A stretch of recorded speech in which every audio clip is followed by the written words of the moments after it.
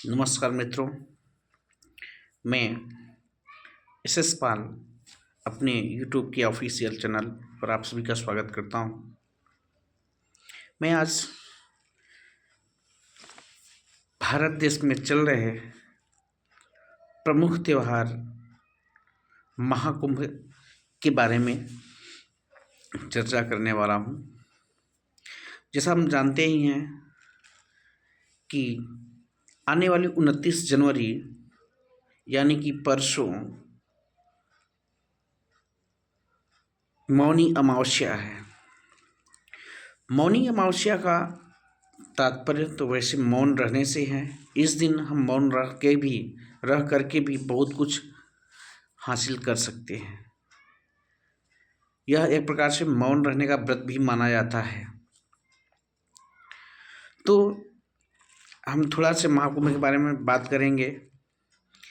29 जनवरी, इस 29 जनवरी को पड़ने वाली मौनी अमावस्या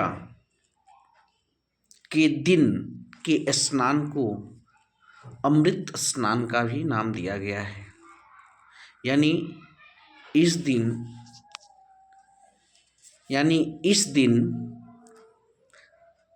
गंगा जल निश्चित रूप से ही अमृत में परिवर्तित हो जाता है। इस दिन आप अगर गंगा स्नान करते हैं तो यह गंगा स्नान सिर्फ गंगा स्नान नहीं बल्कि अमृत स्नान के समान है। अभी तक महाकुंभ की बात करें तो आज तक लगभग 13.5 करोड़ जो वहाँ के आंकड़े हैं, सरकारी आंकड़े हैं, उसके अनुसार मैं बता रहा हूँ। अभी तक लगभग 13.5 करोड़ श्रद्धालु आज तक गंगा स्नान कर चुके हैं। आज जो कि 27 जनवरी है, अभी तक कर चुके हैं लगभग 13.5 करोड़ श्रद्धालु स्नान। आने वाले अमृत स्नान के दिन यानी मौनी अमावस्या के दिन ऐसी उम्मीद जताई जा रही है कि लगभग 10 करोड़, पूरे भारत ही नहीं पूरे विश्व भर से लगभग 10 करोड़ श्रद्धालु पहुंचने की संभावना है।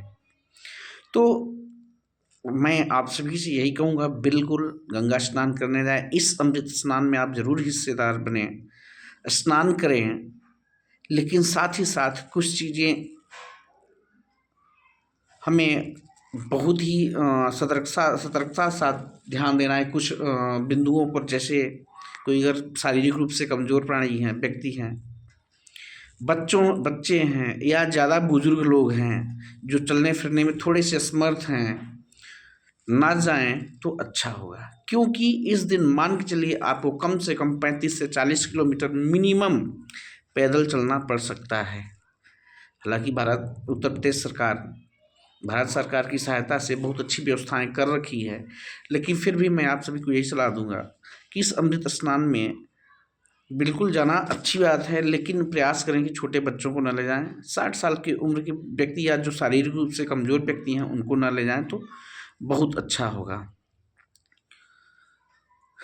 इस दिन यानी मौनी अमावस्या के दिन मौन रहने का भी बहुत बड़ा महत्व है। इस दिन हम मौन रह के भी किसी साधारण नदी में भी स्नान करके भी पुण्य प्राप्त कर सकते हैं। जरूरी नहीं है गंगा स्नान ही करने ही जाएं, संगम स्नान करने ही जाएं। संगम स्नान करने के यदि आप जाते भी हैं, गंगा स्नान करने जाते भी हैं, तो खैर वो तो बहुत अच्छी बात है, वो तो अमृत स्नान के समान है। अगर नहीं जा पा रहे हैं तो आप इस दिन खुले वातावरण में किसी नदी, तालाब, सरोवर में भी स्नान करके उस पुण्य की भागीदार आप बन सकते हैं। तो ध्यान यही रहे आप लोगों को कि उस दिन भीड़ बहुत होने वाली है। 10 करोड़ से अधिक श्रद्धालु पहुंचने वाले हैं, ऐसी उम्मीद जताई जा रही है।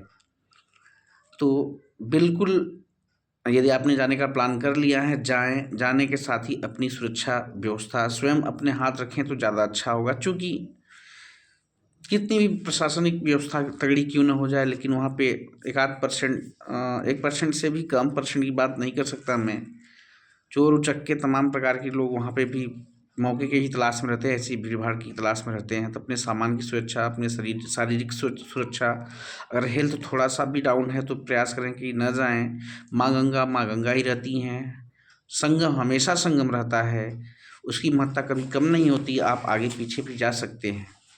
खैर मौनी अमावस्या की कोई बात ही नहीं है, ये तो अमृत स्नान है ही। इस दिन विशेष रूप से भगवान विष्णु और माँ लक्ष्मी की पूजा की जाती है। तो मैं आप लोगों को यही थोड़ा-सा बताना चाहूँगा कि उस दिन बहुत भारी भीड़ आने वाली है, लगभग 10 करोड़ का अंदाज़ा है। तो बिल्कुल जिन्होंने प्लान किया है जाएँ, अवश्य जाएँ, इस अमृत स्नान में ज़रूर शामिल हों, भागीदार बनें, स्नान करें। लेकिन बुज़ुर्ग और बच्चों को ना ले जाएँ, यही हमारी तरफ से आप सबके लिए सलाह होगी। धन्यवाद।